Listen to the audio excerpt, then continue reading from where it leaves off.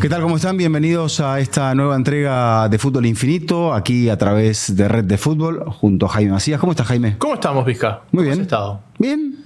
¿Cómo han ido los viajes por el norte? Bueno, fue un gran viaje a un lugar que marca la historia de Fútbol Infinito. ¿A Toronto? A Toronto, sí. Con una goleada. Bueno, la goleada fue en Montreal. Sí. Toronto goleó en Montreal, pero estuve haciendo 2 partidos de Toronto en Toronto. Me llevé a mis hijos, a mi esposa. Fuimos a ver las cataratas del Niágara. Muy bien. Conocer Toronto. A mí me encanta ir a Canadá en esta época del año. En la primavera. Sí, primavera, verano, porque ellos creo que no tienen otoño. Es directo que acaba y va directo al invierno. A ver, técnicamente tienen primavera, entenderán qué estoy diciendo. Sí. Por ahí lo que ocurre es lo que yo siempre le digo a la gente que vive más en el trópico o en Centroamérica. Ellos dicen, es la temporada donde más llueve. A ver, es que se marca sí. Las estaciones se marcan de acuerdo a las lluvias. Es que nosotros, por ejemplo, en Ecuador llamamos invierno a la época de lluvia, cuando realmente es en el verano donde llueve. Claro. O sea, cuando más llueve... O en la primavera. O en la primavera, sí, exactamente. Hay otros lugares ahí, por ejemplo, en el norte de Argentina, donde más llueve, mira de lo que estamos hablando, es justamente en el verano. Claro, bueno, en Ecuador, en la zona de la Azuay, donde llueve mucho en esa época, por eso es que una de las hidroeléctricas está ahí. Bueno, no somos el canal del clima, ni mucho menos, pero los invitamos a que se suscriban, a que nos sigan en todos nuestros contenidos en la Red de Fútbol. Estamos haciendo un trabajo orgánico, ¿no? Como decía el señor Macías, ahí tomándome un poco el pelo, orgánico, para, bueno, brindarles contenidos, acercarnos a ustedes. Por eso nos interesa su apoyo, su opinión, su comentario. Y hoy vamos a hablar... Sí. También tenemos un meteorólogo ahí. Claro, tenemos un... Sí. Ahora el hombre está preocupado por los tornados, porque es época de tornados. Sí. Y después estará preocupado por los huracanes. Que esperemos que no lleguen. Ojalá que no lleguen. Hablamos de Figueredo. Sí. El meteorólogo. Cuénteme cómo le fue por Barcelona. No me cuente el partido, cuénteme cómo le fue en Barcelona. Bien. Usted sabe, amigos, gente en común que uno ve, gente querida. La verdad que bien. No, esto no es una pregunta futbolística, por si acaso. ¿Eres más de Madrid o de Barcelona? ¿De ciudades? Sí. Son distintas. Depende de la época del año. Yo creo que como es más pequeña Barcelona y tiene rincones encantadores, pero también ciertos barrios, Chueca, Malasaña en Madrid, es bonita. Sí. A ver, yo lo hablaba con... Es como decía, ¿quién quieres más, a tu mamá o a tu papá? Yo lo hablaba con Mari, con mi esposa el otro día, y viniendo de Sudamérica, de Guayaquil precisamente, viviendo en Miami, uno da por hecho lo acostumbrado que uno está a los grandes cuerpos de agua en las ciudades. Ok. Y por eso Toronto tiene ese lago. Y a mí siempre me gustó mucho eso de Barcelona, o sea, el Mediterráneo al frente. Quizás Madrid como ciudad tenga sus cosas distintas y todo, pero viniendo de donde vengo es como que tengo esa necesidad Sí. Yo creo lo mismo, que el mar le da un atractivo, aparte de los otros atractivos que tiene la ciudad en sí, porque son dos ciudades muy diversas culturalmente, geográficamente. Y bueno, filosóficamente también. Sí, filosóficamente. A ver, y por eso esta rivalidad Barcelona-Real Madrid tiene un gran condimento de lo que es Madrid y lo que es Barcelona. Después eso se refleja futbolísticamente, se refleja con su filosofía. No sé si se refleja con su filosofía futbolística, porque creo que el Madrid, la filosofía del Madrid, históricamente ha sido siempre la misma. Y yo creo que el Barcelona, con el Cruyff entrenador, no el Cruyff jugador, cambia un poco, porque hay una sensación de hasta antes de los 70 o poquito finales de los 70. Yo creo que se puede empezar a contar a partir del año 90. Que es la llegada de Cruyff entrenador. Exactamente. Sí. A partir de ahí, el Barça ha ganado todas sus Champions, que son menos que las que Real Madrid ha ganado en ese periodo. Sí, exacto. Porque aún así ha ganado 9, si no me equivoco. Y el Barça ha ganado 6. El Madrid ganó 6. 98. Claro, 98 fue la séptima. Ok. 98, 2000. Claro. No, 2000. pero 98 no cuenta. Ah, no, sí, 90, claro, 98 Sí, 98, 2000, 2002. Sí. Y después saltamos a 14, 16, 17, 18, 21 y 24. Son 9. Porque una de las cosas que Cruyff decía en aquel momento era no podemos ser víctimas si queremos estar a la altura. O sea, él entendía que el Barcelona tenía una visión muy victimista ante el Real Madrid. Y ahí El Barça tiene 5. Y ahí es cuando él dice, si nosotros somos víctimas, nunca estaremos Él rompió igual. con eso. Nunca estaremos de igual a igual. Y eso es algo que también ha hecho Flick. Romper con el victimismo. Pero ¿sabes por qué me iba con esto? Porque siento que todos estos grandes clubes, el momento que se alejan de una cierta filosofía, de una cierta esencia, les cuesta mucho, y cuando la recuperan vuelven a ser protagonistas. Porque cuando uno ve las épocas doradas del Barcelona, o la época dorada del Barcelona, y cuando digo época dorada no son los años que ganas Champions, sino son los años en los que compites a todos los objetivos, parte de una filosofía muy similar. No solamente, y cuando hablo de filosofía no hablo solo de estilo de juego, sino hablo de política interna. Es decir, la relación con lo que se genera dentro del club. 3, las políticas de contrataciones. Yo no recuerdo, y corrígeme si estoy equivocado, un gran Barça comprador. Ninguno de los Barças de grandes fichajes fue un gran Barça. Es más, todos fracasaron. De todas maneras, en el primero, en el campeón de la Champions del 92 con Cruyff como entrenador, el Balón de Oro lo compraste, que era Stoichkov. Pero sí. Laudrup. Había muchos jugadores, Vaquero, que había llegado de la Real Sociedad. O sea, había muchos futbolistas que no era tan de la cantera. Sí, es cierto. Pero, y con la excepción, ese es el punto del... Chubizarreta. Ese es el punto, para mí es el punto del cambio. Porque él a partir de... Yo siento que uno toma a veces y dice, ok, el Barça del 92, la obra maestra de Cruyff. Y yo siento que más vale ese Barça del 92, donde él sí tiene, digamos, la influencia de Guardiola quizás como la pieza más importante de la esencia Barcelona. Pero era un chiquirín Guardiola. Por eso. Pero yo siento que esa Champions del 92 le da la espalda a Cruyff para después implementar todos los cambios. Porque Cruyff sigue siendo el entrenador que más tiempo ha dirigido al Barcelona. Sí. Fueron 8 años. Y ese fue, si no me equivoco, el segundo o el tercero de los 8 años. O sea, él después de ganar la Champions, él dirige 5 años más. Y ahí es cuando él implementa ya la metodología, la infraestructura. Ahí hace lo que él vio en el Ajax, por ejemplo. Correcto. Hace lo que él vio en el Ajax. O sea, tratar de imponer una escuela, sacar talentos propios, impulsar al jugador de la cantera. Y es cierto lo que vas diciendo, porque, a ver, en el 2006 sí estaba Ronaldinho. Pero sí. Eto'o.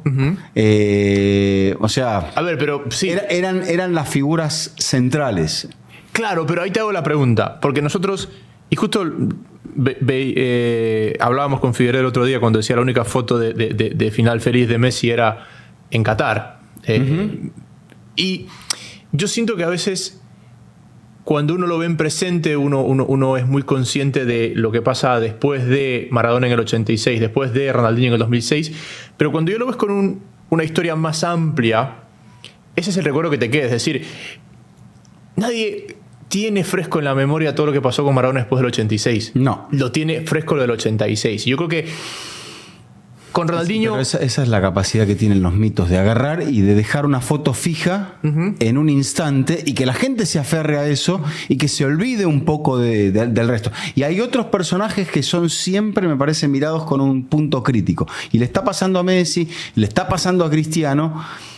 Pero es que les pasa quizá porque a todos. Extienden demasiado. Es que les pasa a todos. Porque, por ejemplo, creo que hoy que Ronaldinho ya no juega al fútbol activamente, hemos vuelto a cuando alguien dice Ronaldinho, recordar Barcelona, Bernabéu, David Seaman, ¿verdad? Sí. Pero mientras Ronaldinho seguía siendo jugador activo, cuando tú decías Ronaldinho, ibas a su presente. Y que quizás era jugando noches de exhibición o en una situación no a la altura de un Balón de Oro. Pero la gente igualmente se quedó con la... Igual, lo mismo pasa con Ronaldo, el fenómeno. Sí. O sea, se han quedado con esos momentos, porque son futbolistas que a la larga... Y sobre todo como que crece la leyenda cuando viene un Ibra, no sé si por no quedar bien ni con uno ni con otro, te dice, para mí el mejor fue el fenómeno, Ronaldo. Y por ahí es verdad, ojo, porque él era chico, quería llegar a ser jugador de primera división y vio a ese muchacho jugando en el fútbol de Holanda, en el PSV, y dijo, ¿quién es este marciano? Y tenía 18 años. Yo también creo que a veces uno no puede... ¿Quién lo decía? ¿Cómo se llama? Orson Welles, George Welles. Bueno. ¿Cuál? ¿El actor o el escritor? El escritor. Orson Welles. Decía que... No, George Orwell. George Orwell. Exacto. George Orwell. Estaba pensando en el Parque Güell. Sí. George Orwell, sí. Orson Welles era el actor. Claro, George Orwell. Él decía que todos tenemos una etapa de unos 15 años de inspiración y de emoción, y después todos nos volvemos como más pragmáticos. Sí. Y hay gente que le agarra esa etapa desde los 15 a los 30 y hay gente que le agarra esa etapa de los 30 a los 45. Y siento que cuando uno compara épocas, siempre aquello que tú viviste en esa época donde estás mucho más abierto a emocionarte y a admirar, siempre será superior a aquello que lo analizaste. Entonces, te pones los zapatos de Ibra. El Ibra de 18 años, el impacto que le genera... Es la emoción. Que le genera señor... Dicen que la memoria es emotiva. Es que la memoria es emotiva. Retenemos en la memoria hechos que nos han golpeado o muy positivamente o muy negativamente. Los neutros es como que la memoria los empieza a descartar. Es que, por ejemplo, yo creo... Y a ver, tú eres argentino, pero eres tremendamente analítico. Pero...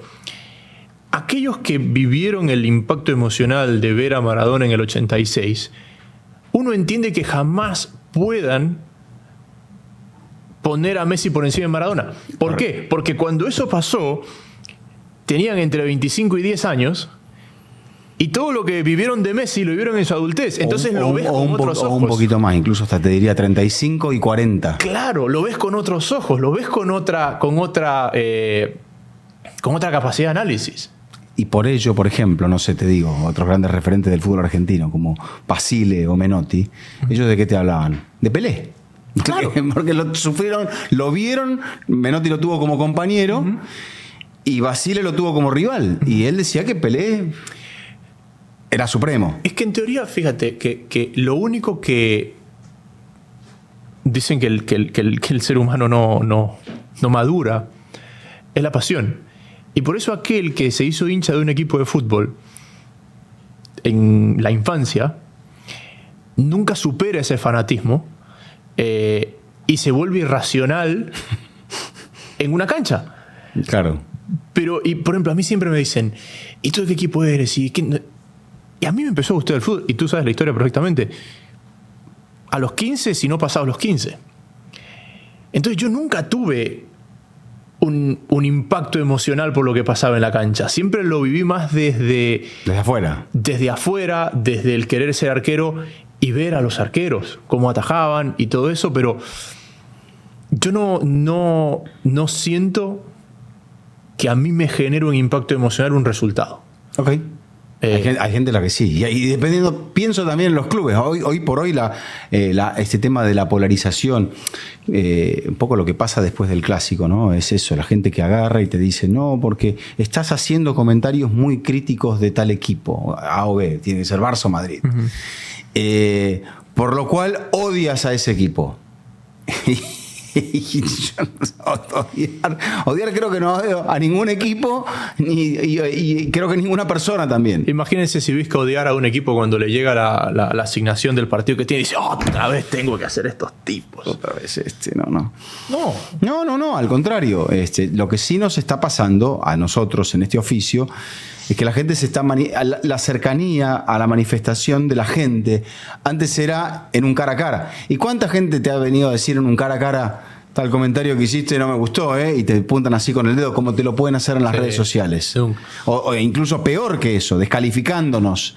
Y no es que seamos víctimas, somos privilegiados de hacer lo que hacemos y cómo lo hacemos. A mí me sorprendió el otro día que se me acercó, Sebastián estaba con una camiseta del Barça. Ajá. Y me dice, no imaginé que tu hijo estaba con una camiseta del Barça. Yo no sé con qué se imaginan que... porque no van por ahí los justos. ¿Qué querían que tuviera? ¿La de la Sampdoria? Sí, que puede tenerla. Me lo dijo en muy buena onda, o sea, como muy... Está bien. Sí. Pero también siento que...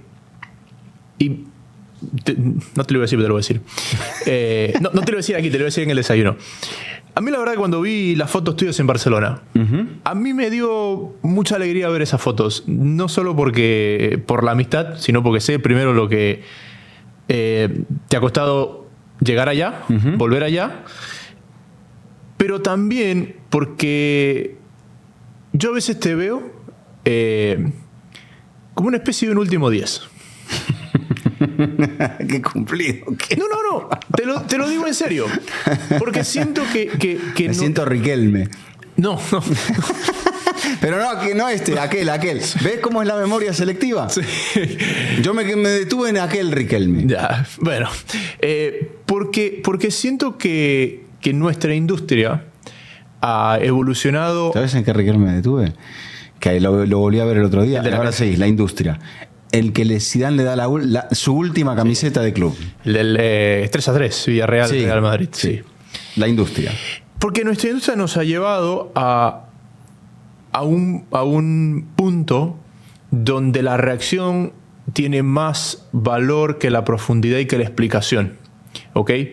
Y donde parece que la fama es igual a la credibilidad. Y nosotros venimos de una época donde la credibilidad te daba fama. Ese era el orden. Sí, la credibilidad era la trayectoria. Exacto. Y después por ahí tenías momentos muy buenos y momentos no tan buenos. ¿Y cuál era el rol del analista? Era explicar, desmenuzar y poder proyectar conclusiones. Y por eso tú te volviste la voz más reconocida desde Alaska hasta la Patagonia. No, te lo digo en serio. No es así, pero bueno, te agradezco de vuelta. Te lo digo en serio. Por tu capacidad de análisis, por tu capacidad de explicar cosas. Bueno, ves, el clásico yo sentí que me puso un poco contra la pared, porque fue un partido tan especial. Digo, ¿estaremos explicándolo bien? Y vos sabés bien, uno se va al descanso del partido y se va después del partido a tratar de ver si realmente lo hizo bien. Claro. Y fue un partido muy desafiante, no sé si lo hice tan bien. Bueno, lo hiciste bien, seguramente. Lo que pasa es que hoy esta industria está tan rodeada de sensacionalismo, de reacción. Es decir, el grito de gol para mí siempre fue algo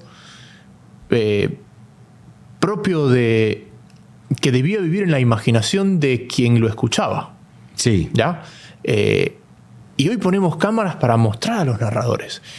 Entonces siento que al final estamos más preocupados por todo lo que pasa. Bueno, ves ahí. Que por la explicación de qué es lo que está pasando. En un momento que es una reacción muy mía, apunto y me tiro hacia atrás. Entonces la gente, y era un gol del Barça. Entonces la gente empieza a sacar conclusiones de que yo estaba decepcionado. Y por ahí lo mismo en los 6 goles. ¿Me entendés? Como tomar distancia, ver la jugada y después poder explicarla.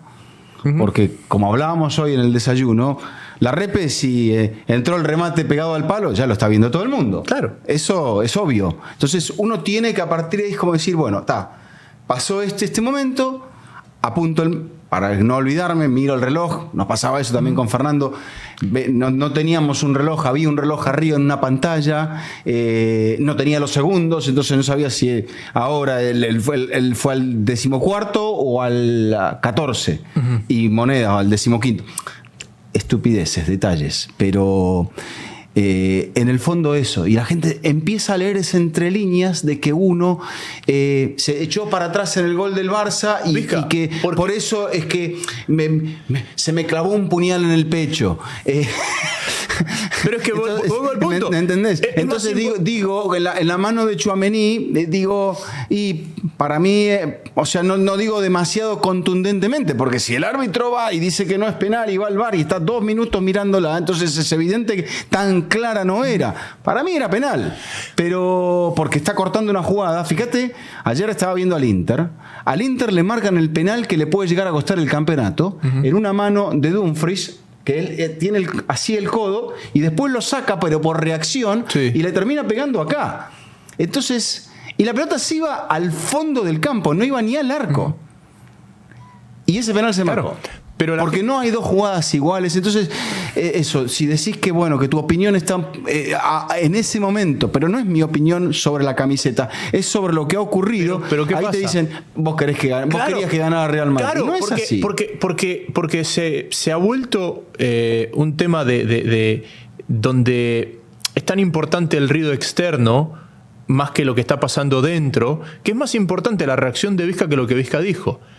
Hay una mayor repercusión porque Vizca se echó atrás y por ahí el tipo está 85 minutos ahí porque uno está ahí en la cabina y el relator grita y los papeles acá y te hablan por acá y tienes un monitor acá y tienes uno que te está hablando acá y por ahí Vizca el rato que dio el gol y se echó atrás. Es más importante que Vizca se echó atrás a que hizo una explicación con los 3 artículos del reglamento de por qué la jugada debería ser penal y qué es lo que él cree que va a pasar. Imagínate si muchas veces que un gol me emociona, yo levanto un brazo. Porque hay veces que pasa, que estamos haciendo, no sé, un Aston Villa Brighton y hay un golazo y yo por ahí levanto las manos. Sí. Digo, ¡qué golazo! Y más, no. Lo que pasa es, por ejemplo, y es difícil, ¿no? Porque todo se reduce a pequeños clips. Por eso el Fútbol Infinito dura casi 2 horas. Y Santi tiene un problema en encontrar los clips. Pero como todo se reduce a pequeños clips, te pierdes el contexto. Y al perderte el contexto, a mí una vez me decían, tú no te emocionas cuando ves un gol. Y digo, claro, si ustedes escuchan los 5 minutos previos, muy posiblemente yo ya expliqué que hay un problema en el espacio entre los centrales y que es la tercera vez que Vizca llega ahí, que le han pitado 2 fuera de juego y que la tercera por ahí no se lo pitan. Entonces, el momento que llega ese gol de esa forma, uno como analista dice, ahí está, claro, pasó, ¿verdad? El narrador grita el gol, uno como analista dice, ahí está. Ahora, si tú te quedas solamente con ese clip, este tipo es un frío, que no se emociona. Y tú te emocionas de la sorpresa. ¿Por qué te emocionas de ese gol del Brighton contra el Aston Villa? Porque no la viste venir. Claro. Tú nunca te emocionas de algo que sabes que va a pasar, te emocionas de algo que te sorprende. Y el propio hecho de estar analizando no es rentable para la gente que vive de la reacción. Claro. Sí. Es ir un poco contracorriente. Claro, estás dándole calma, mesura, explicación, coherencia, cuando todo el mundo está esperando una reacción. Así que bueno, por eso me encanta que estés ahí. Por eso me gusta ver las fotos ahí. Gracias. Y por eso siento también que, como te digo, esa especie de último 10, siento que eres el gran representante. Por ahí eso es una de las cosas que me costará digerir, haber sido eso para gente que... Pero yo no soy el autor de nada. O sea, yo me inspiré en los que venían delante de mí y que a mí me enseñaron ese oficio. Yo dije, yo quiero ser como este fulano. Me gusta como este señor es eso. Respeta el fútbol, respeta el partido, respeta al protagonista. Y seguramente te ocurre con lo que nos devuelven los entrenadores ahora en la MLS, por ejemplo, que te devuelven esa cercanía, ese respeto, ese aprecio, el de prensa, el colega local. Uh-huh. Bueno, eso es decir... Este señor habla de fútbol. Puede algún día hablar mejor, algún día estar más inspirado, menos inspirado, pero habla de fútbol. Y acá intentamos hacer eso. Por eso vamos un poco contracorriente. Vamos con la corriente nuestra. El que quiere ir, que se suba. y por eso justo el otro día hablaba con un jefe de prensa y yo le decía, cada uno tiene sus formas, ¿no? Pero yo no me preparo para transmitir un Barcelona en Real Madrid. Yo me preparo para transmitir al Real Madrid y me preparo para transmitir al Barça. Y el Barcelona-Real Madrid me lo van a dar esos 90 minutos entre los protagonistas y los entrenadores. Es la reacción a eso. Es la reacción a eso. ¿Qué pasa? Que cuando todo es extremo, polaridad, reacción, yo no voy a disfrutar y a digerir eso. Porque yo no puedo darme un minuto de tiempo para entender, por eso hizo el cambio. Sino que tengo que reaccionar al cambio. Y ya está todo prescrito. Claro. Digamos, no es lo que a mí me gusta, no es lo que yo hago y por eso tenemos este espacio. Por eso tenemos este espacio. ¿Qué ha pasado? Eso, el fin de semana creo que los hechos más notables de lo importante, la definición del campeonato en Países Bajos, en Holanda. Sí. De atrás el PSV sacando 15 de 15, se encontró con un Ajax que sacó 5 de 15. Tenía que sacar, es como el Boca de la Volpe. Sí. Y también un rojiblanco No, bueno, rojiblanco Estudiantes. Sí. Claro, y este es PSV.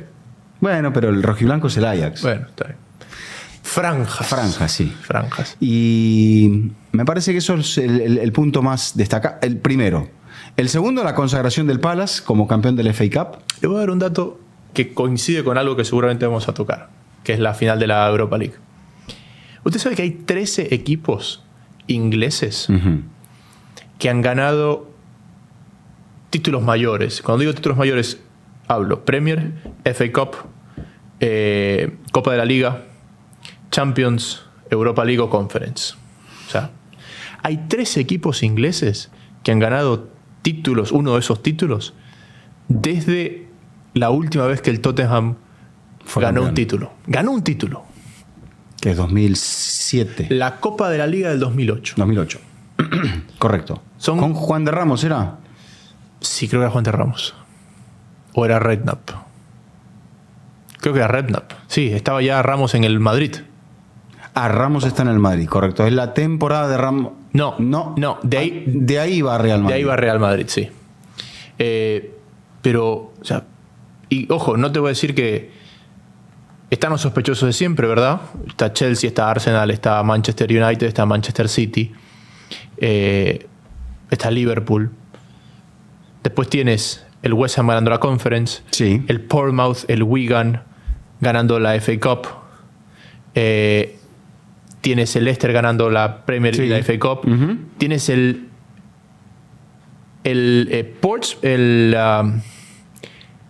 Swansea ganando la Copa de la Liga, tienes el Newcastle ganando la Copa de la Liga. Correcto. Así que bueno, ese es el tiempo que ha pasado desde la última vez que el Tottenham ha ganado. Era Juan de Ramos. Sí. Era Juan de Ramos, sí. Ok. 2007-2008 y bueno, antes había ganado 2 veces la Copa UEFA con el Sevilla. Correcto. Entonces bueno, ese hecho destacado. Curioso que los 3 campeones de Copa que ya conocemos son blaugranas. Es verdad. Además de eso, siguiendo la definición en Italia, un Napoli que está haciendo bastantes méritos para no ganar el campeonato. Llegó a tener 4 de ventaja. Sí. O 5. Y llegó a estar hasta el gol de Pedro Rodríguez de penal en el minuto 90 en el Inter Lazio. Llegó a estar en la segunda posición. Está bien, en el final también una jugada polémica donde creo que el VAR impide un gol al Napoli o un penal. Pero ¿cómo le está pesando a Antonio Conte eso de cerrar el campeonato? No, es cierto que el Parma se estaba jugando puntos para evitar el descenso, pero le está costando mucho al Napoli. Hay una gran definición en Italia, Vizca, porque también la Juve... Mira, por ahí me voy por... hay un puesto de Champions también. Pero fíjate, la Juve... Juve, Roma, Lazio. Sí, pero tienes Juve y City. Sí, que están afuera. Juve está dentro. Juve está dentro, City está dentro, pero están a un punto de poderse quedar fuera. City tiene un partido más. Pero hoy está sexto el City. Hoy está sexto el City. Sí, está sexto. Sí. Está sexto el City. Juve está adentro. Cuarta. Claro, pero tú tienes en la Juve que el último de Champions, perdón, tienes en Italia que el último de Champions, que el penúltimo de Champions, o sea... El cuarto. Tercero, cuarto, el de la Europa League, el de la Conference, van a quedar separados por 3 puntos. Sí. O sea, en Italia te va a pasar eso, que se te va a quedar un equipo que con un punto más estaría en Champions y te va a quedar fuera. Y que puede ir a Conference. Porque Europa es Bolonia. Porque Europa es Bolonia. Claro, pero Bolonia campeón de Copa. Tienes uno más de Europa todavía. Tienes uno más de... Sí, ahí son quinto y sexto Europa League, séptimo Conference League. A ver. No. Quinto a Europa League. Porque el Bolonia claro, exacto. Toma el lugar. El Bolonia está octavo. Entonces tú tienes, fíjate, Juventus cuarto, 67. Roma, quinto, 66. Y Lazio, sexto, 65. 65. O sea, tienes 2 puntos entre el que va a Champions y el que va a Conference. Situación parecida a la que tienes en Inglaterra. Correcto. En esa definición de la parte baja de la tabla. Sí, señor. Sí, señor. No, estoy viendo acá, pero no está marcado con diferentes colores, pero no se ve el mismo color. No, acá lo tengo yo, mira. Quinto y sexto. Quinto y sexto, sí, porque el octavo, el Boloña, va a ir a la Europa League por ser campeón de Copa. El Boloña, sí. Sí. A la Europa League, correcto. A la Europa League. Que era lo que iba a tener el Milan, que el Milan básicamente se ha quedado sin nada. No le dan los puntos. Con la derrota se ha quedado sin nada el Milan. No le dan los puntos para llegar a ninguna parte. No, y pagará la segunda parte de la temporada mala, aunque toda la temporada fue mala, pero me parece que fue peor la segunda parte, porque se llega el punto de la corrección o para corregir el rumbo de Sergio Conceição y no termina funcionando. Sí. Entonces llega el refuerzo de Santiago Jiménez, tampoco termina resultando, al menos por ahora. Y bueno, es un proyecto que ha recibido una gran inyección de dinero y encima de todo está viendo cómo el Inter, su contraparte, a veces como eso, ¿no? Que los momentos de los dos equipos, salvo los 60 y principios de los 70, los dos equipos de Milán estaban bien. Y ahora hay uno que ha pasado luego, que hay uno que a partir de los 80 que estaba muy bien, que generalmente era el Milan, y ahora parece que es el Inter. Lo que me parece que el Milan siempre ha tenido es como... Y ahí es donde se rompe un poquito la lógica de lo que hace Vitali históricamente, ¿verdad? Siempre ha sido el Inter y la Juve como los grandes candidatos a los títulos locales, y ha sido el Milan quien en esa pelea interna se ha llevado a los internacionales. Y si tomamos los últimos 3 años, el Inter va por la segunda final de Champions. Exacto. Y es el que se ha convertido quizás en el referente europeo, porque la Juve desde el 17 tampoco ha estado con... No ha estado en finales, ¿no? En finales esa fue su última, que peleó con Allegri la verdad que es algo que se ha visto con no sé si a qué obedecerá, pero el tema de los entrenadores en Italia, como que han retrocedido. Y fíjate esto, la Roma es recuperada por un señor veterano que ya se había retirado, como Claudio Ranieri. Dice, si me llaman, hay 2 clubes para los que si me llaman voy con los ojos cerrados, el Cagliari y la Roma. Y ahí está la Roma, tratando de ver si se puede meter en Champions. Pero es un entrenador veterano. No están consolidándose los entrenadores jóvenes.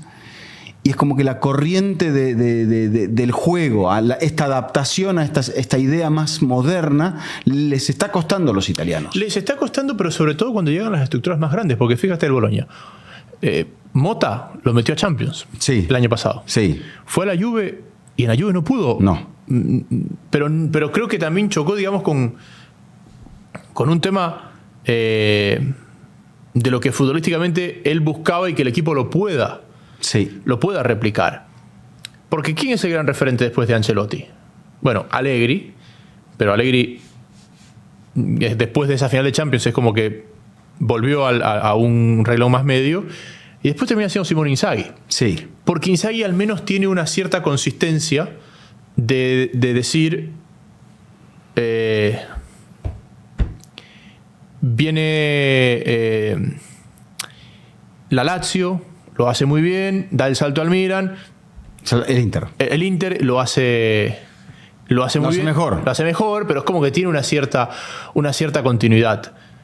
hay una construcción de una carrera, cosa que ha ocurrido. Quizá también ha pasado eso, ¿no? En el medio hemos tenido a los Pirlo, hemos tenido jugadores ídolo de esos clubes que cuando les ha llegado la oportunidad de poder dirigirlos quizá no estaban a la altura. Pasó con Leonardo también, recordarás. Y creo que lo de Inzaghi, también aquí lo hemos destacado como esa variante. Y siempre caemos en el Cholo Simeone, esa variante de Simeone, porque ahora es un momento en el cual a Simeone se lo cuestiona, ¿no? Pero por lo mismo, por generar cómo encontrar la generación de la renovación, lo cual nos va a depositar ahora en uno de los personajes importantes de la temporada, que es Hans-Dieter Flick. Que ha sido un poco la mano de esa renovación.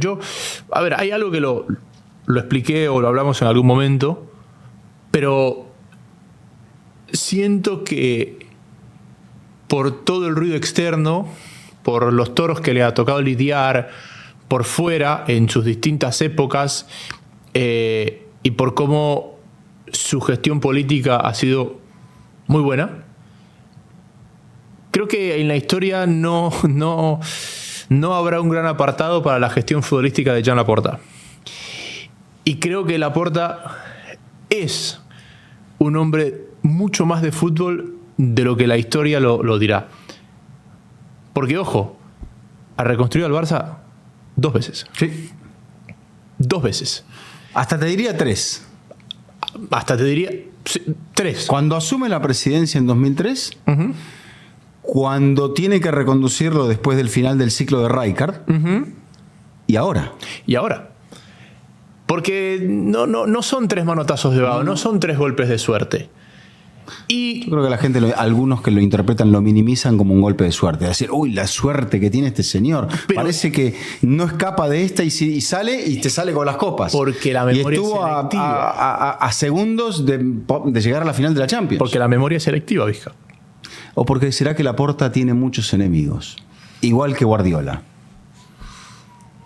Yo creo que tiene muchos enemigos, pero porque siento que también volvemos al punto donde Cruyff cambia una visión, y yo siento que la rivalidad entre estos dos equipos es una rivalidad mucho más grande que los dos equipos de fútbol. Y eso genera, y como toda rivalidad, hay un tema mediático, hay un tema narrativo, hay un tema de la historia cuando se cuenta de un lado y la historia cuando se cuenta de otro lado, y de qué lado esa historia sale al mundo, y cuál es la historia interna y cuál es la historia en Europa. Entonces siento que eso tiene mucho que ver. Pero cuando uno toma las decisiones, cuando uno ve esas 3 reconstrucciones, esas 3 reconstrucciones se basan en los mismos 3 pilares. Se basan en los mismos 3 pilares y se basan en los mismos 3 pilares que Johan había marcado en los 90, que es la época donde tú dices el Barça cambia aquí para adelante. El Barça cambia aquí para adelante y los pilares son los mismos. La estructura vertical hacia abajo, las contrataciones que vienen de fuera son contrataciones que van de la mano de la filosofía del club. No son la estrella del futuro, son... Exacto. El entrenador out of the box, porque perdóname, Rijkaard era out of the box. Guardiola es difícil de creerlo para quien se mete en el fútbol hoy.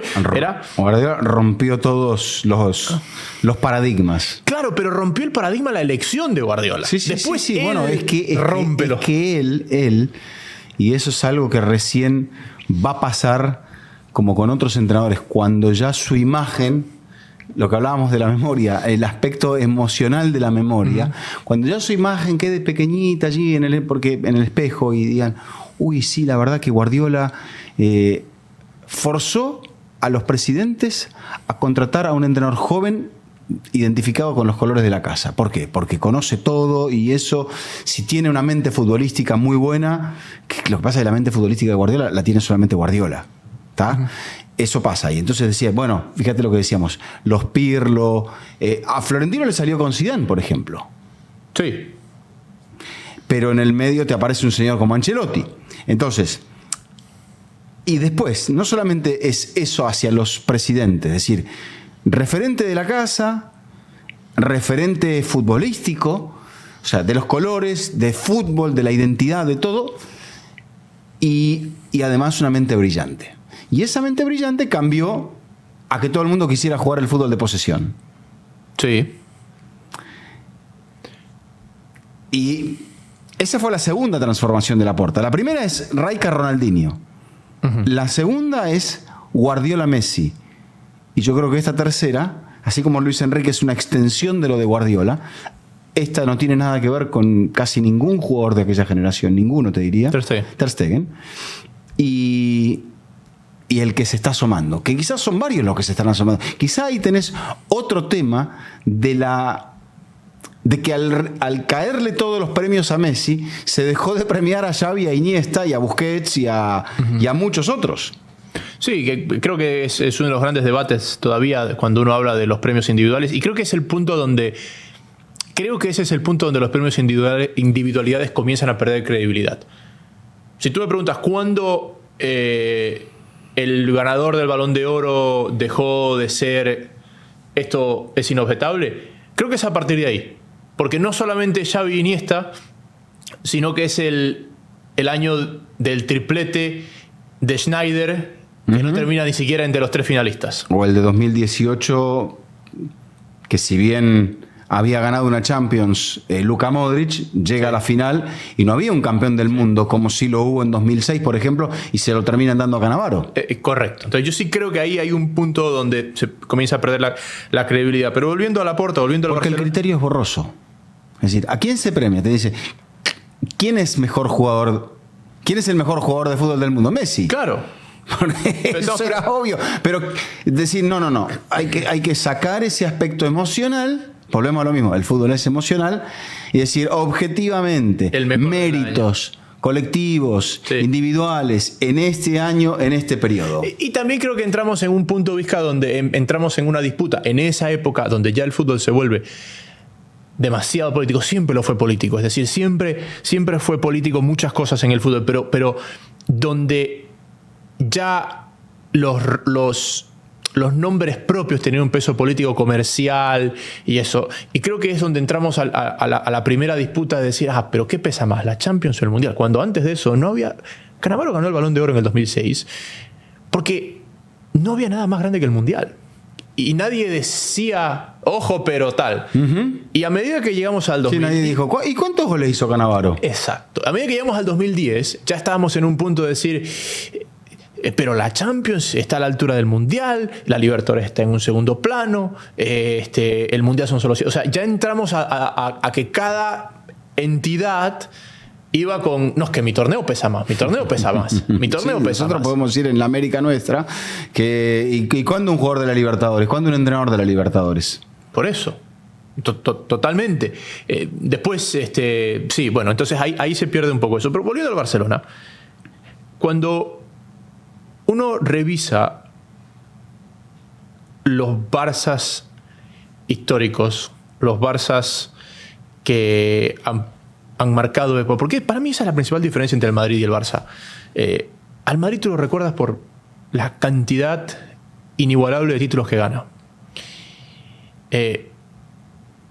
Pero al Barça tú lo recuerdas por épocas. Uh-huh. Y uno puede desmenuzar mucho más esos equipos, esos planteles, esos estilos de juego, esa filosofía, que lo que uno puede hacer con el Madrid. Y ojo, no estoy hablando de bien ni mal del otro, es simplemente la separación.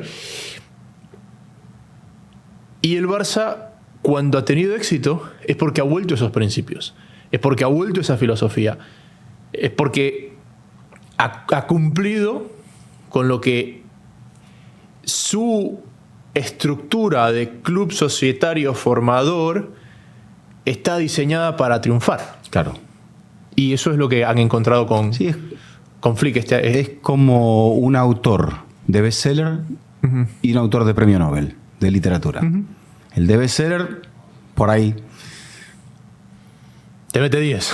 No, y sí, y gana mucho más dinero. Pero el prestigio que te da un Nobel, y vos decís, bueno, pero cuando sos Nobel ya todos tus libros empiezan a cobrar trascendencia y la gente los acaba comprando y se terminan convirtiendo en bestseller. Pero un poco es esa, digamos, Y no es por ser injusto con uno o con otro, porque volvemos a lo mismo. El fútbol, como bien decías, es pasional y es emocional. Entonces uno se queda con ese punto de acuerdo a lo que cada obra le inspira. Vos estás mirando un cuadro y decís, a mí este me inspira, no sé, y te emociona y te dan ganas de llorar. Recontra rebuscado. Pero cuando uno ve esas esencias, uno las encuentra en las ciudades también. Porque tú hablas de lo artístico, ¿verdad? Y haces esa analogía artística. Y Barcelona es eso. Barcelona es una cuna de grandes artistas. Barcelona, la ciudad. La ciudad. Y es una ciudad portuaria. Y las ciudades portuarias siempre tienen esta cantidad de ideas que vienen de fuera y que son muy abiertas. Tienen sus disputas con el país al que pertenecen. Sí. Y ojo, no hablo de Barcelona ¿por qué? Porque Marsella también tiene sus problemas con la Francia interna y porque Ámsterdam tiene su separación con la zona de Eindhoven y todo esto acá. Entonces es una ciudad muy artística, una ciudad que aperturiza las ideas externas más allá de lo que pase dentro.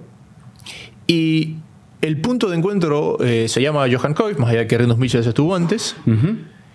Y te das cuenta que Ámsterdam y Barcelona no están tan lejos en eso. No. No están tan lejos en eso.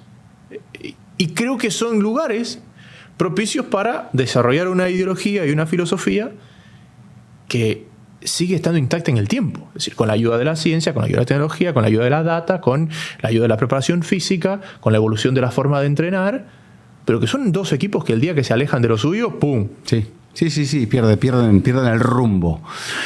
Creo que en el final, y vamos a poder hablar también de Real Madrid y su proceso de reconstrucción que ya comienza. Creo que recién en las próximas semanas vamos a poder tener una idea mayor de la concreción de las incorporaciones. Ya se habla de ultimar los detalles para que Alexander Arnold juegue el Mundial de Clubes, Dean Howson, que ya está arreglado.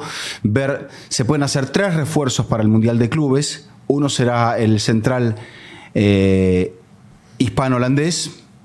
Veremos cuáles son los otros 2, pero estará el refuerzo de Xabi Alonso. No habrá necesidad de interinato de Santiago Solari. Ancelotti va a ir a la próxima ventana de la fecha FIFA antes del Mundial de Clubes para dirigir por primera vez a la selección brasileña. Y ahí el Madrid, como reflejo de su temporada, va a sacar Pichichi de la Liga a su gran incorporación y quizás sea bota de oro de Europa si los números le dan en la última jornada. Es que ha sido una temporada donde, te soy sincero, si uno toma la temporada del fútbol europeo, ha sido difícil de seguirla. Porque siento que han pasado muchas cosas. Es decir, la nueva Champions ha acaparado mucha más atención que su versión anterior. Y además tuvo esa continuidad. Jugaste todos los meses la Champions. No te dio un paréntesis en el cual, ok, ahora vamos a ver las copas, las ligas. No podías quebrar esa curva. Y hay muchos que, como no pudieron quebrar curva, como lo que veníamos diciendo, en algún momento rompieron motor. Entonces siento que la Champions ha acaparado mucho más atención por la continuidad del torneo. Las copas es donde primero se fundió máquina, porque la única copa que tiene a los 2 grandes representantes de la temporada es la española, es la del Rey, ¿verdad? Porque en Inglaterra, uno de mitad de tabla y uno que, ojo, que se puede quedar fuera de Champions. Sí. No se va a quedar, pero ojo, o sea, está en esa conversación. En Italia la jugaron el 9º y el 8º. Ajá. En Francia hay un equipo del ascenso y el gran campeón. No es sorpresa, pero ahí está la explicación. En Alemania, Arminia Bielefeld de la segunda y Stuttgart por ahora fuera de Europa. Entonces, que venía a jugar Champions. Entonces, desde el punto mediático, las copas como que salieron de la órbita de la narrativa. Era imposible competir en todos los frentes. Y creo que también por eso hemos visto a un Barça mucho más falible. Porque además de todo esto, por ejemplo, para los que tenían futbolistas en Sudamérica, era ir a la eliminatoria con ese traslado. El peso en las piernas de los Valverde, de los Rafinha, hasta de los Julián Álvarez y de Paul, ha sido muy intenso. Pero es que venimos de Copa América y de Eurocopa también. Creo que el único que no lo ha pagado es Caicedo. Caicedo ha estado regular durante toda la temporada. Sí, pero porque Ecuador... Primero, hay dos cosas. Ecuador no tuvo una Copa América larga. Primero. Segundo, el Chelsea no compitió en las copas hasta muy tarde y la competencia europea fue la Conference donde rotó. Ahí va. Sí, eso me parece que es el factor, porque la Copa América de Ecuador llega hasta donde llega la Copa América de Brasil. Hasta cuartos. Sí, es verdad. Sí. Sí, es verdad. Llega hasta cuartos, 4 partidos. Pero creo que sobre todo el Chelsea realmente tuvo que dosificar Europa e Inglaterra. Todo ese plantel de 30 y pico de jugadores lo metió en toda la fase de grupos de la Conference. Aparte le tocó de octavos en adelante. El primer rival jodido que va a jugar es el Betis. Es el Betis, sí. Sí. Ha contado con esa fortuna. Lo único que, bueno, no clasifica el torneo a la Champions, sino que apenas clasifica a la Europa League, donde ya el Chelsea está y donde el Betis ya está. O sea que es, en esencia, para ellos lo que hemos dicho durante muchas semanas, que el Chelsea sea el primer club en ganar todas las competencias que la UEFA pone en juego y ha puesto, y para el Betis el primer título europeo. El primer título europeo. Y siguiendo en ese análisis, esto nos ha desconectado porque la Liga Española estuvo muy buena hasta finales de marzo, que es cuando el Madrid se cae. Bueno, yo te diría hasta abril. Hasta abril, ok. Que también coincide con la caída del Atlético. Me parece que el Atlético, y ahora lo vemos cómo termina la temporada, arrastrándose. Y que el Atlético se hundió el día del doble toque. Sí. Porque después de eso pierde contra... Estaba jugando muy bien por 70 minutos contra el Barça y pierde el partido de la Liga, con lo cual ahí ya recibe otro golpe. No hay Champions, no hay Liga, después no hay Copa del Rey, que también lo saca el Barça. Y ahí ya está, es como que el Atlético dijo, listo, esta temporada nada, no sirve nada, extiende el contrato de Griezmann, pero empiezan a focalizarse en el Mundial de Clubes y en preparar la próxima temporada. Sí. Y ojo el Mundial de Clubes, porque creo que de los que están en el Mundial de Clubes, es el único que se lo ha podido preparar. Sí, de los grandes. ¿El París no se lo puede preparar? No.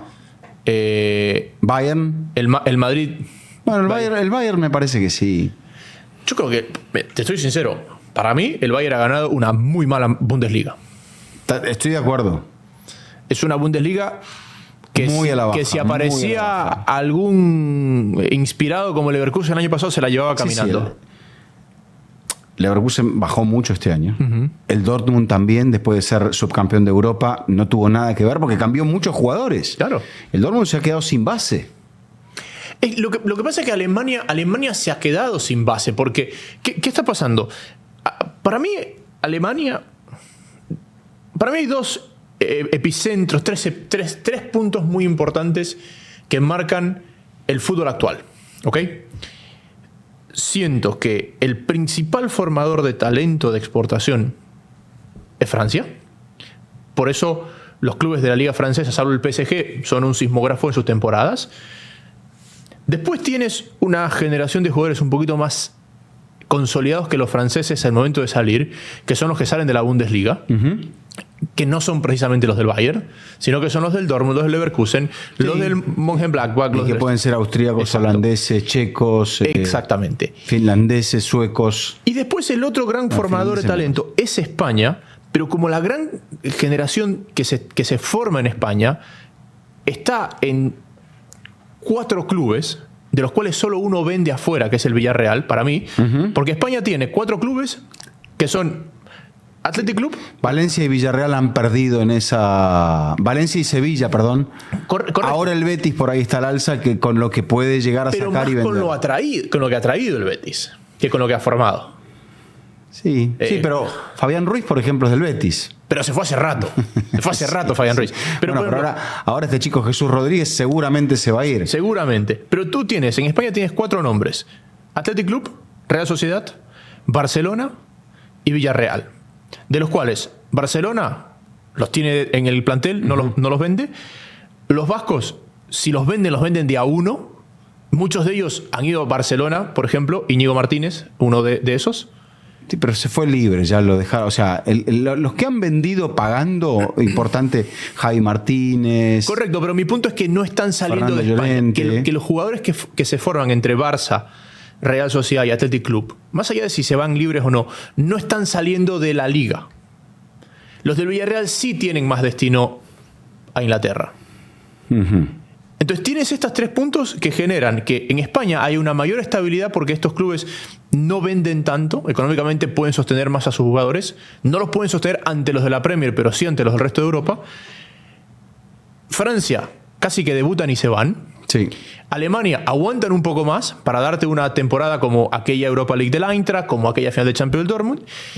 Inglaterra el gran comprador, al punto de que esta temporada puede haber 6 equipos ingleses que levanten títulos. Hay una final de Europa League plenamente inglesa. Y habrá 6 equipos ingleses en la Champions. Y habrá 6 equipos en Champions. Pero después vienen los entrenadores. Y los entrenadores, tú tienes... Ya hemos hablado de la escuela vasca. Casi todos en la Premier. Los alemanes, con Flick, Klopp que ya no está, pero Guardiola pasa a la Premier del Bayern Múnich. Glesnes acaba de ganar la con Copa. el Palace. Y tienes esas dos vertientes de los entrenadores que son las que nutren. Y eso nos da un poco el mapa geopolítico de lo que es el fútbol europeo hoy, con un gran foco y un gran destino de todo eso que acabamos de explicar en el fútbol inglés. Aquellos que pueden medio sostenerlo en casa pelean. Pero fíjate, Barça, ¿no? Barça, cantera, formador. Fichaje interno de País Vasco. Entrenador, alemán. El otro fichaje, Lewandowski, de Alemania. De Alemania. Bueno, Olmo también traído de Alemania, pero aunque pasó por la cantera. Olmo traído de Alemania. Acá el que rompe todo paradigma y que por eso es la gran sorpresa y el que merece muchos de los elogios porque está lográndolo con algo muy distinto, más allá de que su delantero es francés, es Inzaghi. Es el único que rompe con esa... Y quizá el único que ha podido, volvemos a lo de los entrenadores italianos, el único que ha podido luchar sin traicionar su identidad, adaptándola a un fútbol más moderno.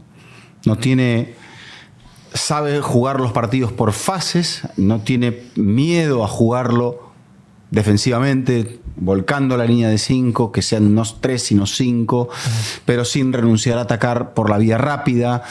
Cuando tiene que tener la pelota la tiene, cuando tiene que ser profundo por las bandas te es profundo por las bandas, te hace goles a pelota detenida. O sea, mezcla muchos registros dentro de una misma idea, cosa que por ejemplo al Atlético le cuesta. Y hay otros de esa misma línea que también les ha costado un poco. Dentro de esa línea por ahí podemos ubicar al Liverpool de Slot, porque tampoco es un modelo guardiolista, es un equipo que cuando tiene que ser explosivo lo es. Quizás no defiende tan atrás, no es un equipo que acaba siendo un bloque tan bajo, pero es un equipo muy vertical y muy pragmático que creo que en este caso sí ha tenido un mediocampo más protagonista que el de la era de Klopp. En aquel mediocampo eran los extremos y un mediocampo que sostenía para que el equipo no se quebrase. A mí me parece que el approach de Slot ha sido el mejor posible para tu primer día en tu nuevo trabajo. Pero siento que si este Liverpool el próximo año así gane la Premier y con lo que significa para el Liverpool la Premier, que curiosamente parece ser el trofeo que más se le atraganta de todos, me parece que si es que se vuelve a quedar fuera de todo tan rápido, no le alcanza. No. Estoy de acuerdo. El único equipo que puede quedarse fuera de todo rápido y que la Premier le apaga cualquier incendio es el Arsenal. Y que también es ese premio de la regularidad del Arsenal. El hecho de haber jugado parejito todo, casi todo. Semifinales de la... Creo que el único que nos juega tan bien es el de la FA Cup, pero semifinales de la Copa de la Liga... Va a ser el subcampeón de la Liga. Pero tampoco... Llegó hasta una semifinal de la Champions. Pica, pero ¿tú crees? Pero se le lesionó mucha gente, ojo. ¿Pero tú crees que cuando estemos haciendo fútbol infinito en 5 años... No. Digamos, ¿te acuerdas del Arsenal del 2025? No, pero nos ¿Cómo vamos a llegó acordar de todas esas temporadas donde Arteta amagó con pelear el título y faltando 2 o 3 fechas ya lo había perdido. Sí. No, en este caso más todavía. ¿Quién? Fíjate... Te voy a hacer una pregunta y si quieres con esto ya como que encaminamos a la recta final o si quieres seguimos hablando. No sé si hay otro tema más. ¿Quién Estamos en 60. ¿Quién tendrá una mejor temporada? ¿El Arsenal? ¿O el United o el Tottenham? Esa es una buena consulta justo en la semana de la Europa League. Porque a la larga es eso. Estás ganando un trofeo muy importante. El United, por ejemplo, no gana eso desde 2017, o sea, 8 años. En el caso del Tottenham, 1984. Estás volviendo a la Champions. Estás volviendo a la Champions habiendo sido quinto y sexto. O decimosexto y séptimo, ¿eh? Sí. Ahora están decimosexto y séptimo. O sea, horribles temporadas. La peor del Manchester United en la era Premier League. Estaba leyendo una estadística que el Liverpool... Y creo que en el caso del Tottenham también, ¿eh? El Liverpool nunca quedó... Fíjate que tuvo años malos. Nunca había quedado fuera de los 8 primeros. No. Y el United ya va... 17º. Pero bueno, en la conclusión de la temporada... Pero creo que en el final también ellos como que dejaron de competir en la liga porque vieron que el objetivo o la salvación venía por otro lado. Tienes que meterle muchas ganas para ser 17º. Una cosa es ser 10º, pero tienes que meterle muchas ganas para ser 17º. Pero dejaron escapar muchos puntos en el final cuando podían haber, o sea, tenido un final más decoroso. Yo creo que ¿Qué es un final decoroso? 10º. 50 puntos. Sí, está, estoy de acuerdo. A ver, el 10º tiene 54 puntos, que es el Fulham. United está a 15. No pueden haber dejado de escapar. No. 15. Estás terminando por debajo de Wolves, que Wolves estaba comprometido con el descenso y echó al entrenador porque temía caer. Claro. Estás quedando por debajo de West Ham, que tuvo una temporada mala, a tal punto que Graham Potter están pensando si realmente él va a poder ser el que los vuelva a colocar en la parte alta de la tabla en la próxima campaña. Entonces. Ni hablar de los presupuestos más pequeños, como Brentford. Entonces, ¿quién tendrá una mejor temporada? ¿El Arsenal? El que salga campeón de la Europa League. ¿Verdad? Sí. Es injusto, pero sí.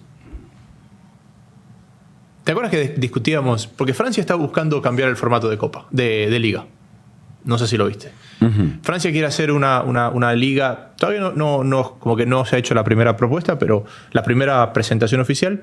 Pero Francia quiere un torneo de 2 etapas. Cuando dice 2 etapas es o tipo MLS con playoff o tipo Colombia con cuadrangulares, pero algo así. Algo así. Porque entienden que el valor televisivo de los 380 partidos de liga cada día baja más. Porque cada día vale... Cada uno de esos partidos individuales cada día baja menos porque cada día hay más partidos al polarizarse todo. O sea, tú tomas la Premier este año. Es decir, ¿cuántos partidos perdieron valor con un Liverpool campeón y 3 descendidos? Yo te digo algo. En el momento que todo el mundo copie ese formato va a pasar exactamente lo mismo. Que cuando lleguen las definiciones, ¿qué va a pasar? Sí, vas a tener menos partidos. Pero si te juegan todos martes, miércoles, no vas a poder verlos a todos. Entonces te va a ocurrir lo mismo. Habrás modificado la esencia de tu torneo de liga. Sí. Y a la larga te va a pasar eso. ¿Subió la cantidad de gente que te ve? Probablemente no. Yo creo que sí subiría. Yo creo que sí subiría porque siento que esta gran cantidad de partidos que hoy hay disponibles. Porque, ojo, no se juegan... A ver, si tenés que ver entre un Barça-Madrid, un Liverpool-United, un, no sé, Milan-Inter o Juve-Inter y ver un París-Olympique-Marsella. ¿En qué orden me colocás el París-Saint-Germain-Olympique-Marsella? ¿En el último? Sí. Y bueno, eso es lo que va a ocurrir siempre. Obvio. Siempre va a haber, porque no podemos estar en todos lados. Obvio. El problema para Francia es que el mercado interno francés no quiere ver la liga francesa porque le parece aburrida. Es que la liga francesa, la liga alemana y otras ligas de esta parte del mundo también, tienen esa situación de que las aficiones son muy locales. Y yo justamente lo hablaba el otro día en una presentación que hacía, decía, para una liga más importante que un equipo con mucha hinchada, es un equipo al que nadie lo quiera. ¿Verdad? Porque al final, lo que te infla los números es la gente que lo está viendo. No te interesa si lo están viendo porque quieren que gane o porque quieren que pierda. Sí, de acuerdo. Y Francia, en parte, sufre de aquello. Siendo el Marsella el más grande, siendo el Marsella el que tiene más aficiones, pero el Marsella no es el Madrid que tiene aficiones gente afín o en contra de en todo el país. Tiene una gran afición porque Marsella es muy grande y porque el alrededor de Marsella tiene, pero no es el equipo. Bueno, el Bayern también es bastante resistido por el resto de Alemania. Correcto. Pero y hay veces que parece el equipo de Alemania y hay veces que parece el equipo que los alemanes quieren que pierda. Exacto. Entonces, Francia, al no tener ese equipo que todo el país lo ve, sea porque la mitad del país quiere que gane y la mitad del país quiere que pierda, entiende que lo que necesita es que los partidos, más allá de quién los jueguen, sean más relevantes, definan cosas. A ver, Vizca, si tú eres la quinta liga y tú haces lo mismo que las otras cuatro, vas a seguir siendo la quinta liga. Tienes que meter un cambio. Bueno, lo que pasa es que el cambio antes era de repente, ¿no? Aun cuando no era la primera liga, la gente miraba el fútbol de Holanda por la identidad que tenía, por los jugadores que tenía, por los jugadores que salían, los jóvenes que miraban. El problema de Francia es que no puede conservar el talento. Si tuviera mucho más talento del que sale a las primeras de cambio, porque también es una discusión mucho más profunda. Francia y otras ligas se están convirtiendo en el patio de acción de los fondos de inversión. Y esos fondos de inversión lo que están buscando no es que hacer un equipo de época, sino mover a los jugadores para poder venderlos. Te voy al caso, por ejemplo, de la MLS. El Galaxy campeón no pudo mantener la base de su equipo. No, pero... Entonces ahora se está arrastrando, no tiene descenso, no lo va a penar de ninguna manera, porque al dueño dice, bueno, ya armaré cuando voy al draft y cuando aquello y cuando lo otro. Total, pero saca la MLS de la discusión. No la pongo porque está en manos de muchos dueños americanos que se han metido por ejemplo, los canadienses con el Bolonia han logrado hacer algo positivo. Es cierto, van a seguir vendiendo jugadores en la medida que saquen grandes talentos. Pero han logrado hacer al Bolonia campeón de Copa, lo cual no ocurría desde hacía... Sí, es que, a ver... 74.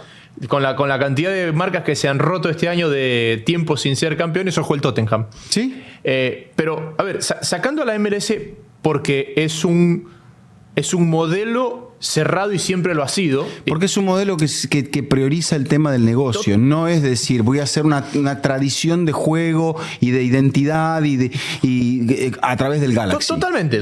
Pero por eso, a eso voy. O voy a tener un one-man club acá. No sé. Correcto, pero cuando digo saca la MLS, la saco de la discusión por su modelo. Al modelo tradicional europeo. El modelo tradicional europeo hoy funciona casi como el modelo cerrado de la MLS. ¿Por qué? Porque las diferencias se han abierto a un punto donde todas las ligas tienen 15, 16 equipos que no descienden hace 15 años, que todos los descensos se los reparten entre un grupo de ascensores. Sí, como está pasando en la Premier. A ver, suben y bajan. ¿por qué el United 17º ni se despistó por el descenso, porque la diferencia con el otro es tan grande que lo peor que te puede pasar... En su momento, mirá, el Palace, el Brighton, el Fulham apostaron por... El Villa. Bueno, el Villa era grande. Sí, ¿cómo está? El Palace, el Brighton, el Fulham, el Forest también era grande. Apostaron por eso y lograron mantenerse. El Brentford. Hoy no puedes. Porque la brecha se ha hecho demasiado grande. Y pero depende de la base con la cual subas. Pero es que ahí voy. ¿Sabes por qué la diferencia ha sido tan grande? Porque todas estas ligas, más Europa, más todo esto, han generado una gran cantidad de ingresos fijos que son los que son atractivos para los fondos de inversión. Porque tú vas y compras un equipo en la liga que tú quieras, ¿ok? Y tú sabes que si tú compras al Bologna, tú vas a disputar los 38 partidos de la liga y eso te va a generar un fijo por televisión. Un variable, que es un poquito el variable, que si haces las cosas medianamente bien puedes ir a Europa, que en la Copa puedes... Entonces, a medida que el fútbol se ha llenado de ingresos fijos, el premio por ganar es cada vez menor, o lo que tú ingresas extra por ganar. Es más, hay para muchos clubes, algo que tú seas el Madrid, el Barça, el Bayern, a los otros clubes les cuesta más ganar, o sea, el margen de ganancia es menor cuando ganan que cuando no ganan. Por eso hay proyectos como el City, que no les importa eso porque tienen un objetivo distinto, o el PSG, y el Liverpool que se lo piensa dos veces. El Tottenham ni hablar, el Arsenal, el Atlético de Madrid, ni te cuento. Ahí está. El Arsenal se puede permitir todos estos años no te digo haciendo la plancha sin sufrir, pero también cuando vas ganando, el estadio se te va llenando. Fíjate el Barça, eleva en 5.000 espectadores, llegando al 90 y pico % de capacidad durante la temporada, 95% de capacidad del estadio olímpico. Pero llega a 5.000 espectadores más en promedio por los 19 partidos porque tiene un equipo mejor. No estoy seguro de eso, Vizca. Pero salió campeón, la gente lo quería ver. Pero termino con esto. La cantidad de ingresos que el fútbol tenía, que los equipos de fútbol tenían, que eran variables, y que mientras mejor terminabas ese ingreso era mejor, hoy ese margen es muy bajito. Tú tienes un ingreso fijo por televisión, tienes un ingreso fijo por patrocinadores, y en su gran mayoría tienes un ingreso fijo por taquilla. Porque la relación entre el estadio lleno y vacío no es entre cuánto cobraste o no, porque todos esos estadios, en su gran mayoría, los grandes clubes de Europa, tienen vendidos tickets de temporada. Por ahí la gente no aparece, pero el 95% de la taquilla está vendido antes de arrancar la temporada. Ahora, a mí me ha costado ver partidos de Premier con tribunas vacías. Ahora, pero sí me pasa eso en otras ligas. Ahora, ¿dónde está el negocio? ¿Dónde están los variables? En la venta de jugadores. En la venta de jugadores. Por eso, para muchos clubes, hoy es un mejor negocio el vender jugadores, que es donde ellos pueden tener un variable, porque el fijo es fijo. Pero es el negocio de generalmente los que buscan invertir. O sea, si estamos buscando el fútbol como una idea, amor a los colores, amor a la camiseta, identidad, generar que haya un, no sé... de Marcos, como pasa que se va a retirar en el Athletic Club de Bilbao, jugadores así identificados con una camiseta, no hay, ya no los va a ver. Los Francesco Totti, no. Vizca, es que no lo hay. Hoy es un mejor negocio. Primero, pero todos los clubes tienen dueño, todos los clubes son de un fondo. No hablemos de negocio, hablemos de la parte de lo que va a significar, o sea, de lo que significa para el juego esa conexión con la gente. Creo que el fútbol es que la están destruyendo. Ahí va, el fútbol es de la gente, es del público. No les estoy dando la razón, estoy explicando por qué. Sí. No, es que la están destruyendo, Vizca. Porque tú hoy prendes la televisión. Pero partimos por eso, vamos a modificar los campeonatos para generar eso. ¿Pero para qué? ¿Para que vaya más gente? No, es para tener más ganancias, porque en el fondo, siempre va a haber una primera, una segunda, una tercera, una cuarta y una quinta liga, y hasta una sexta y una séptima. Mira, te pongo el ejemplo de mi hijo Sebastián, que lo conoces. Hay 3 equipos de los cuales él sabe lo que hicieron y lo que van a hacer. Y sabe quiénes están ahí. Real Madrid, Barcelona y Liverpool. Son los únicos 3 equipos que si tú ves el partido, tú sabes que va a estar Courtois, tú sabes que va a estar Mbappé, tú sabes que va a estar Modric, tú sabes que va a estar Alisson, Lamine Yamal, sí. sabes que va a estar Alisson, sabes que va a estar Mohamed Salah. El resto de equipos son una trituradora de transferencias. Uh-huh. No sabes quién está jugando. Si tú no has seguido la temporada, tú no sabes, aparte de Griezmann, quién está en Atlético de Madrid. Pero fíjate cómo la temporada, no es por discutir para ver qué ha hecho Paris Saint-Germain. Trajo a este señor y dijo, vamos a depurar una base y vamos a hacer una base de futbolistas jóvenes. ¿Qué ha hecho el Barça? Trajo a este señor, Flick, dijo, esto es lo que hay, saldré adelante y seguiré construyendo. O sea, el fútbol a la larga, sí, nos están queriendo vender ese modelo, pero en el fondo, si es fútbol, va a tener que funcionar dentro de un ecosistema. Porque si no funciona dentro de un ecosistema, tu rival va a estar mal. ¿Qué necesita el Madrid? Que el Barça esté bien y que el Atlético esté bien. Y de repente, si me apuras, que el Valencia, el Sevilla o la Real o el Athletic Club. Totalmente. Totalmente. Porque entre todos van a empujar más. Tebas, ¿qué va a querer? Que estén todos mejor. Porque lo del Girona, por ejemplo, fue tremendo la temporada pasada. Pero es demasiado profundo como para que levante la atención que si hubiera sido el Valencia el que estaba cuarto. O ni siquiera el Villarreal, porque creo que el Sevilla o el Betis. Pero de la única manera que esos clubes con tan poco volumen de ingresos, revenue, puedan seguir avanzando es aspirar lentamente a decir, vamos a ser mejores económica y deportiva. A eso voy. Los dos brazos tienen que ir de la mano. No puedes tener un brazo muy fuerte y un brazo muy débil. Porque si tenés eso, estás desbalanceado. Sí. Y creo que por eso, algo que parecía que cuando viene toda esta ola de las sociedades anónimas o de la compra de los clubes, primero Inglaterra, después España y después el resto de Europa y después los capitales extranjeros, pero realmente lo primero que pasa es que los clubes empiezan a tener un dueño. Y cuando eso pasa, creo que todo el mundo fue optimista que el Athletic Club podía mantenerse como un club de sus socios por su propia filosofía. Pero yo creo que mucha gente dudó si el Barça y el Madrid lo iban a poder mantener en el tiempo. Y fíjate que hubo un punto donde uno veía y decía, y como que les va a costar, ¿no? Les está costando. Y sí. hoy resulta que son los únicos, junto al Athletic Club, por ejemplo, que son capaces de seguir creciendo como equipos de fútbol, que son capaces de seguir reflejando esta conexión con la hinchada, porque mucha gente, cuando el club empieza a operar como una institución privada, con balances como objetivo final, más que títulos, y llega un punto donde no dejas de ser hincha, pero sí te desconectas. Yo me acuerdo en Manchester 2012, por ahí, después de que habían ganado el primer título. Y Manchester City. El primer Premier. O sea, Sí. De esta época. De esta época, sí. Y que había una afición joven que solamente había visto a su equipo en segunda y todo esto acá, y que claramente el título... Pero ya como el más consciente, es como decir, pero en el fondo no somos estos. No somos estos, porque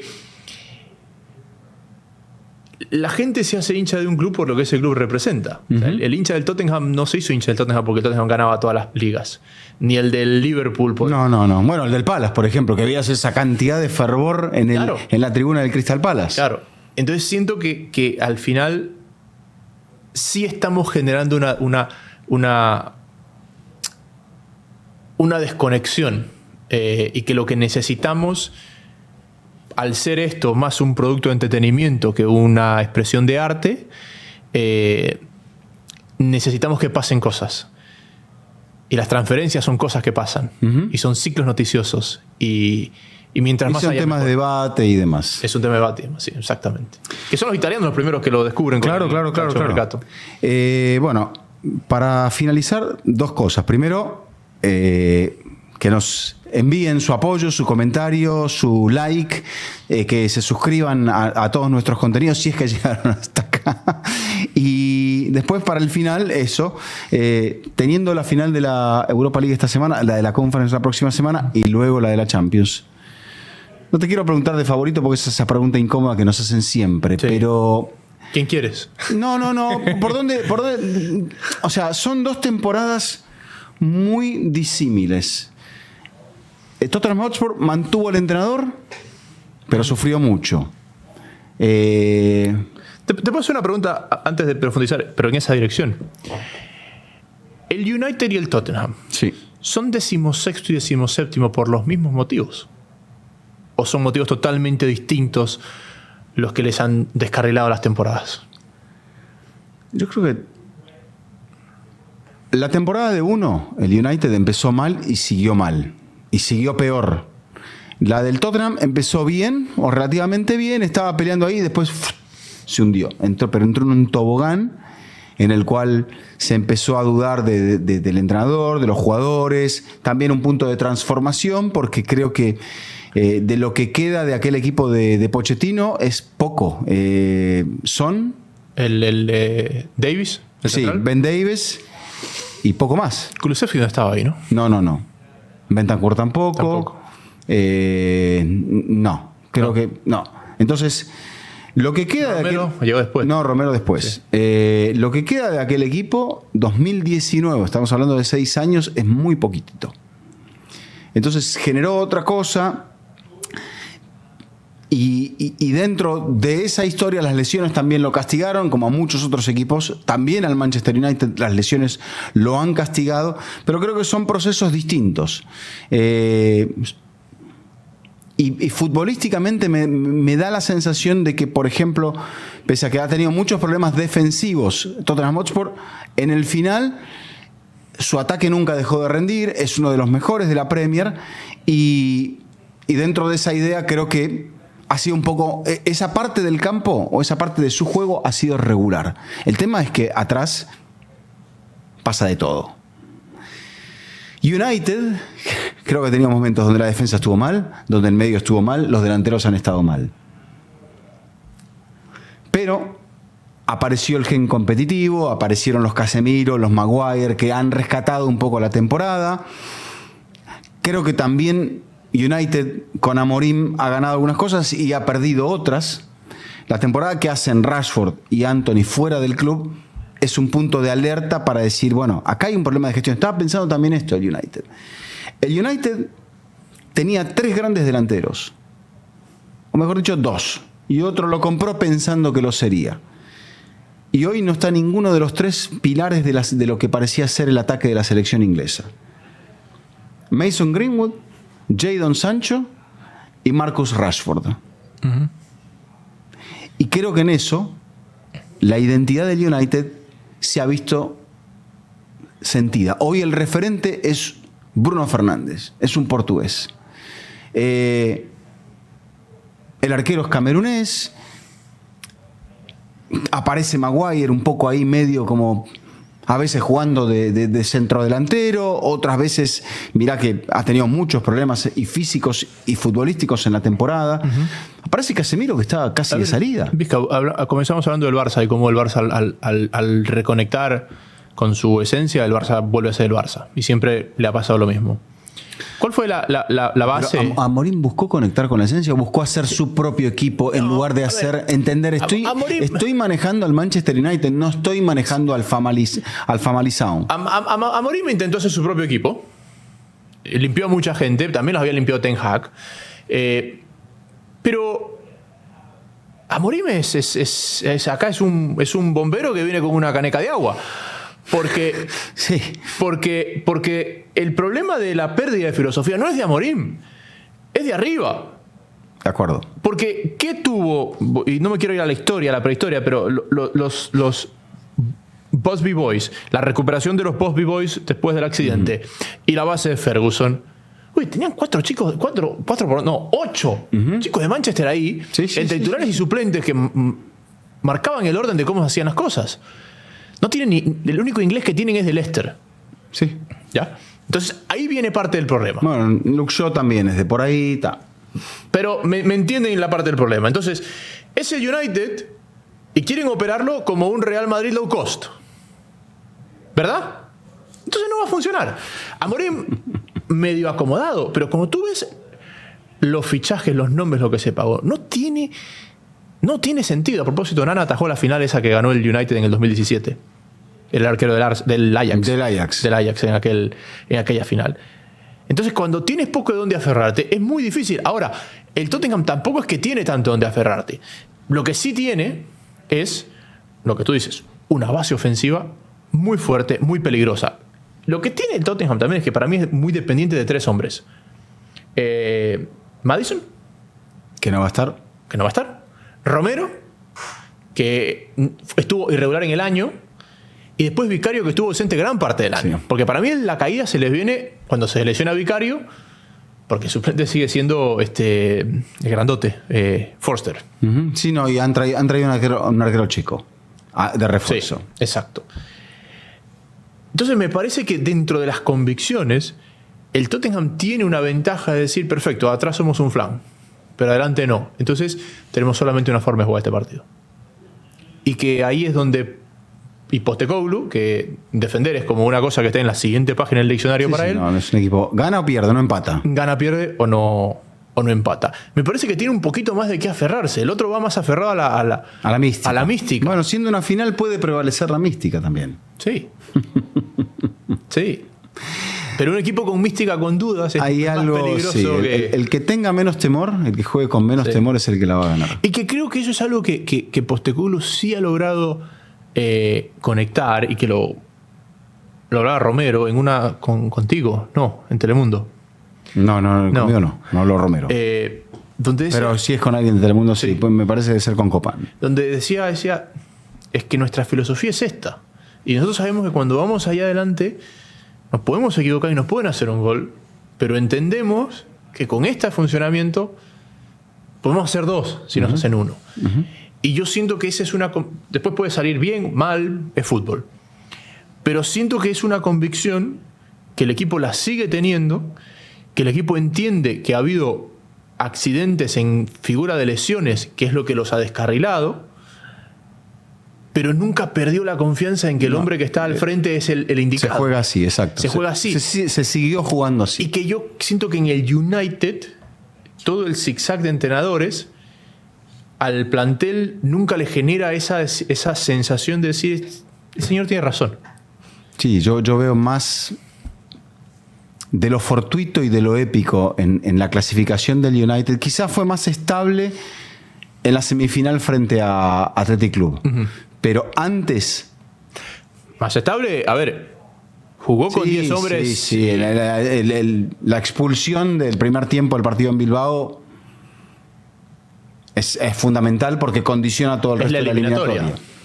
Pero contra Lyon vas a la prórroga y te salva un penal a Casemiro, un gol de Maguire. O sea, eso es épica. Sí. De eso, caos y épica. Uh-huh. Entonces, en ese terreno, a ver quién se acomoda mejor. ¿Tú cómo lo ves? Me parece que los blancos. Me gustaría que los blancos. Creo que ha pasado demasiado tiempo. Primero, creo que ha pasado demasiado tiempo. Segundo, siempre me ha gustado mucho Postecoglou como entrenador. Y tercero, creo que le viene bien al United perderla. Porque siento que el United ha estado al borde de una reconstrucción y ha llegado a una FA Cup que lo ha salvado. Sí. Y ha llegado a una Europa League que lo ha salvado. Y ha llegado, siempre es como que el último manotazo de la temporada. Pero para los dos tienen que saber esto, que puede ser que estén tomando un placebo, que no estén tomando la medicina, aunque ganen. Sí, lo que pasa es que sí, también es cierto que son 2 instituciones que desde la oficina no leen las señales en la puerta de que esto iba a pasar. A eso vamos. Porque así como tuvo mucho mérito esa final de Champions con Pochettino, tampoco es que era el segundo mejor equipo de Europa. No. Es verdad. Y siento que esa final como que convenció a mucha gente de que eran el segundo mejor equipo de Europa. Tomaron decisiones para ganarla. Y después resulta que cuando cayeron al 10º no sabían cómo volver al 5º. Como reflexión final, las copas no siempre las gana el mejor.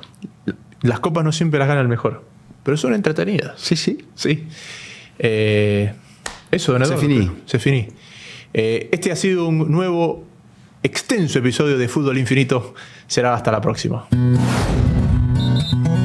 Hola, soy Alejandro Figueredo, conductor de ¿Qué pasa Inter Miami? Si te gustan nuestros contenidos, suscríbete a Red de Fútbol y activa las notificaciones.